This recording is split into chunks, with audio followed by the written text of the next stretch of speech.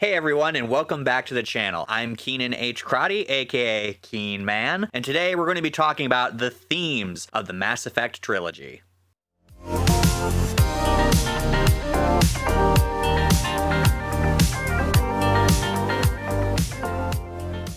Before we get into this video, I do want to apologize for it being a little bit later than usual for me to get a new video out. It got rather snowy and chilly around here, and the room in which I film in is actually quite cold most of the time, and frankly, I just didn't feel like freezing my ass off. So I have some space heaters around the room in which I'm recording in, and I decided to dress down a little bit and wear this hoodie. Also, I chose it purposefully because it sort of reminds me of those N7 hoodies that you can get, which I don't own, but my brother does. But like my brother, I am a massive fan of...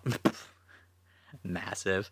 Totally unintentional pun. But I am a massive fan of the Mass Effect series. It's by far my favorite video game series of all time. It's a fantastic sci-fi series, which I love most sci-fi stuff. As those of you who have been paying attention to my channel know, I love Star Wars, and Mass Effect is largely a continuation of BioWare's work that they did on the KOTOR series, which is another fantastic RPG game. So why am I talking about Mass Effect all of a sudden? For those of you who don't know, Mass Effect is getting a remaster that's coming out soon called the Legendary Edition, in which BioWare has taken the original 3 games and given it a graphical overhaul and also changing a little bit of the gameplay, especially since Mass Effect 1 has a much different combat system compared to 2 and 3. As a lifelong Mass Effect fan, I am of course very excited about it, and it got me thinking about the Mass Effect series as a whole, and in particular its narrative, which at its core is the heart and soul of the game. It's what we really get into. It's what we really enjoy about the Mass Effect series. What is the overarching idea that the Mass Effect series wants to explore? For me, the clear choice of what the theme of the Mass Effect series is about is choice. Choice is everywhere within the game. And while thinking about the game, it made me think about, why is the game called Mass Effect? When you think about the title just a little bit longer, it actually hints at what the theme of the whole series is about.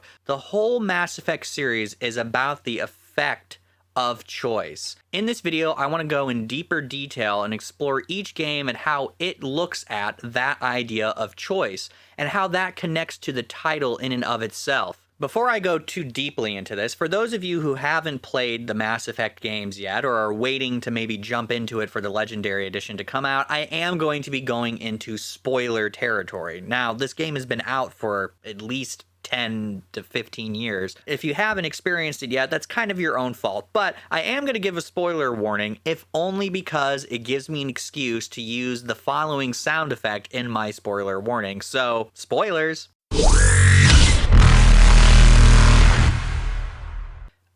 The Reaper sound. You just gotta love that. So ominous. So without further ado, let's look into the theme of choice in the Mass Effect series.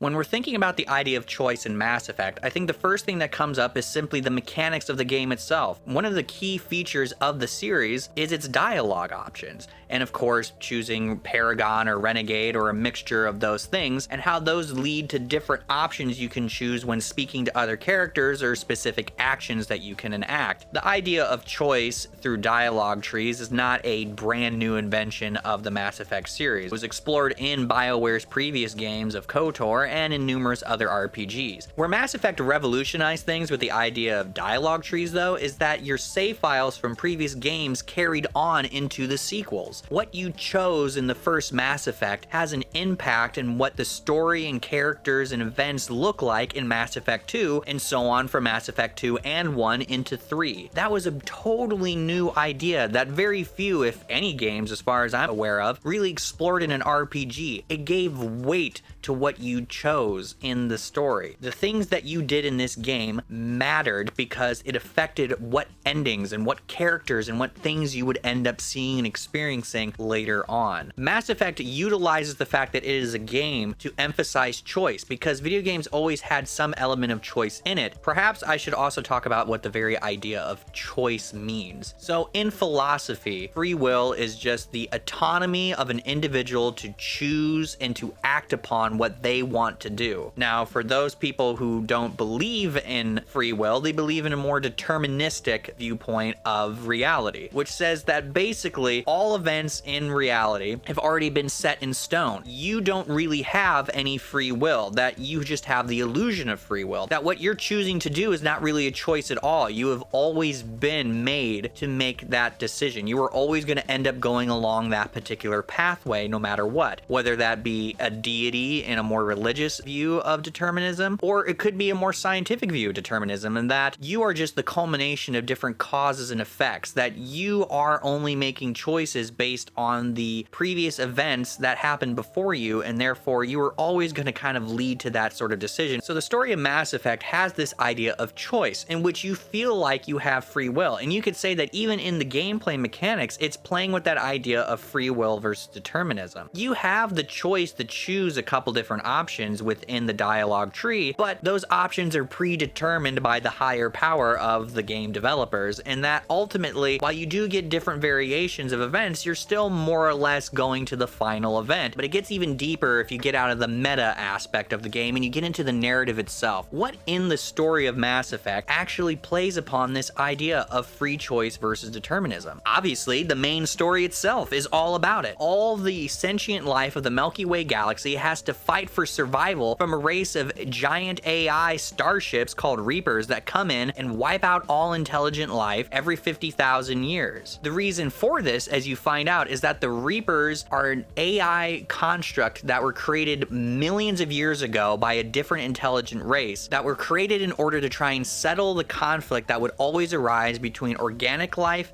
and synthetic life. As technology gets further and further, organic creatures would always inevitably create machines that were smart enough to gain sentience, to want their own autonomy. And that would always result in warfare. And so this one race millions of years ago eventually created an AI program in order to try and make that conflict go, because they were afraid that AI, with its higher processing power and its essential immortality and other advantages over organic races, would inevitably destroy organic life. And that AI program, in order to fulfill that task, came up with the idea that the only way to prevent organic life from dying, it would need to intervene and destroy all sentient life and wipe the slate clean, setting the scoreboard to 0, essentially ensuring that even though, yes, those intelligent civilizations are dead, there's still organic life elsewhere, and that life would then have the opportunity to continue, evolve, and develop and become sentient once more. Within that summary of the story, you can already see the idea of choice and determinism is already built up. You could use the Reapers as a stand-in for determinism. Your civilization is based on the technology of the mass relays. Our technology. By using it, your society develops along the paths we desire. We impose order on the chaos of organic evolution. You exist because we allow it, and you will end because we demand it. The Reapers essentially determined the pathway for intelligent life. Reapers have an unusual ability that being in their mere presence causes you to be enslaved by them. You become indoctrinated and you become their agents and work for them and do their bidding. And other sci-fi things, I've never really seen AI have that kind of ability, but it fits in perfectly in the fact that they represent determinism. Being in the mere presence of these beings, you lose your free will. You no longer act with any kind of autonomy. Instead, you do what has been determined for you by a higher power, in this case, the Reapers. The Reapers can be used as stand-ins for whatever deterministic force that you want. Being that they're giant machines, you can use them in a more secular way, of that machines and science and technology are going to be the things that end up determining our own life. Or you can use them as stand-ins for a more theological idea of determinism, as the Reapers themselves within the game are described in ancient cultures as essentially gods or devils that come in. And they're so intelligent and their technology is so advanced that in many ways they represent a godlike kind of force. Either way, the Reapers are the force of determinism within this universe. And Commander Shepard represents free will. Shepard has so many instances of where choice is a key aspect of who he is. Shepard starts off as an Alliance soldier who is then slated to become a Spectre. Spectres within the Mass Effect universe are elite soldiers that are specifically set up by the galaxy to have free will, to have autonomy in what choices they have. They don't have to answer to the higher power of the Citadel government. They can choose as they wish. Later in Mass Effect 2, after Shepard is killed, what did she say? And then brought back to life by Cerberus, Miranda Lawson specifically thinks that Shepard should have some kind of mind control chip to make him more compliant with Cerberus's goals, especially since he was an enemy of Cerberus in the first game. The Elusive Man, however, refuses to do that because he wants Shepard exactly the way he is. He wants him to have autonomy. And then finally, of course, Shepard in the third game is the one who makes a choice about where to go with the Reapers, about how to save the galaxy. So the Reapers represent determinism and Shepard represents choice. But we also get that with all the other characters and with all the different events that yet again emphasize that battle between autonomy and self-determination and determinism. In Mass Effect 1, you meet Garrus, a Turian member of the C-Sec security force that is on the Citadel. He wants to be able to do things more freely. He wishes like he was a Spectre so that he can investigate crimes without having all the rules and procedures and whatnot that C-Sec places on him. Then we have Rex, and Rex represents the Krogan. The Krogan are a race whose ability to determine their own destiny, to have a sense of autonomy, has been stripped away by the other races because of the genophage. The genophage reduces their ability to repopulate. Without any possible future, they've lost the desire to have any kind of free will, and Rex wants to cure the genophage in order to bring back that autonomy. The other races essentially took away. They determined what the fate of the Krogans would be, and that's where you get the character of like Mordin Solus in the second game. Mordin's whole arc is about how he feels bad about how he took away that free will from the Krogan, that he determined the pathway with which the Krogan could develop since he helped make the genophage even stronger. And then there's Miranda Lawson, who I referenced earlier. She is a character who was designed by her father to be the perfect human biotic soldier, a beautiful woman and physically perfect and mentally perfect in every way. Her whole existence was determined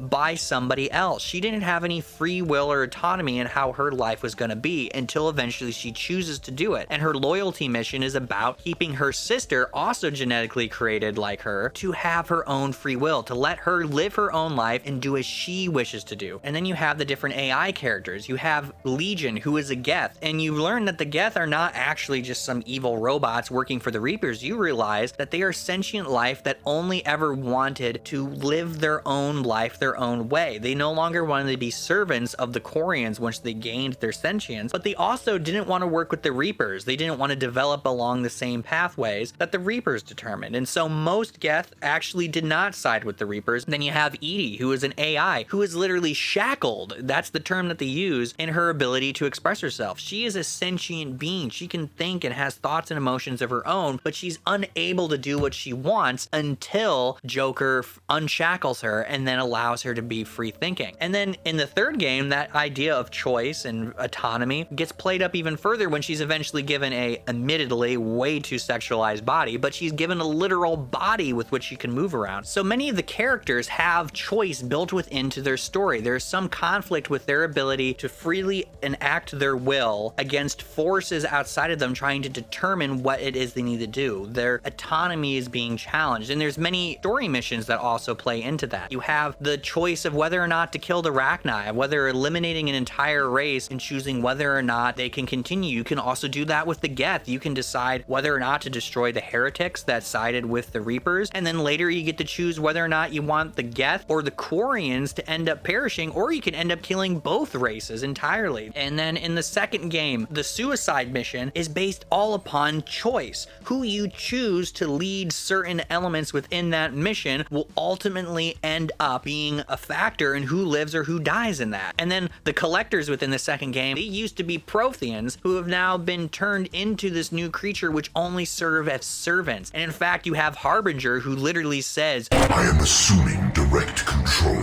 He's literally taking away the autonomy of these already not very autonomous slave-like creatures. So as you can tell, there are many, many instances of choice versus a more determined fate all throughout the Mass Effect series. And how does that also relate to the title, as I brought up before? The game is trying to make a point that we do not live in a deterministic world, or if we do live in a deterministic world, that doesn't limit our ability to have free will. Free will is important, and it's the driving factor of what life is. Without free will, there is really no point in living. That's what it's trying to say. In many ways, Mass Effect, you could say, is a compatibilist type of philosophy. In philosophical terms, a compatibilist is someone who believes that free will and determinism can exist within the same universe. Even if there are giant alien robots that are controlling the pathways with which our galaxy work, that doesn't mean that things have to work out that way. It is through the efforts of our individual will, our choice, that allows us to break through and create different things. We open new doorways that lead to new paths that weren't necessarily existent if we didn't have the will to act upon them. Javik, who is a Prothean that's lived through this, doesn't believe that this cycle has any more of a chance than the Protheans or any of the races before them until he realizes that something is different. Shepard and all the choices that you make as Shepard do have an effect. You have altered the course. Your own actions, your free will has had an impact. It's had an effect.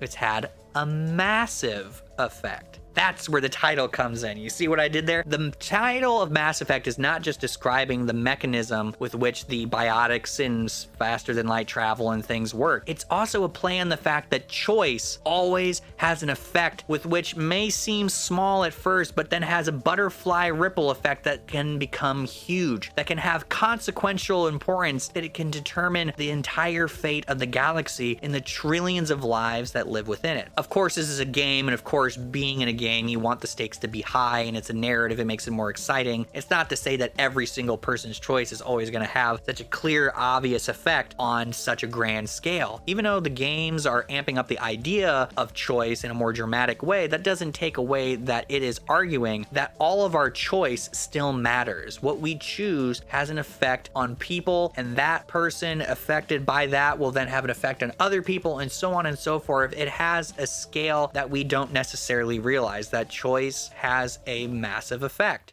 So there it is. That is my argument for the themes of Mass Effect. Mass Effect is a fantastic sci-fi story with guns and space powers and aliens and giant robots and all that kind of jazz. But really, it's a philosophical essay on the idea that we have all been pondering since we've been pondering as lowly primates risen up. If we are agents of free will, if we have choice, or whether or not something out there in the universe is controlling us. And Mass Effect has that answer and believes that you do have that choice. If you like this kind of video, please give me a like and a subscribe. Everything that you can do to support me is very helpful. And in classic Shepard fashion, I should go. I should go. I should go. I should go. I should go. I should go. I should go.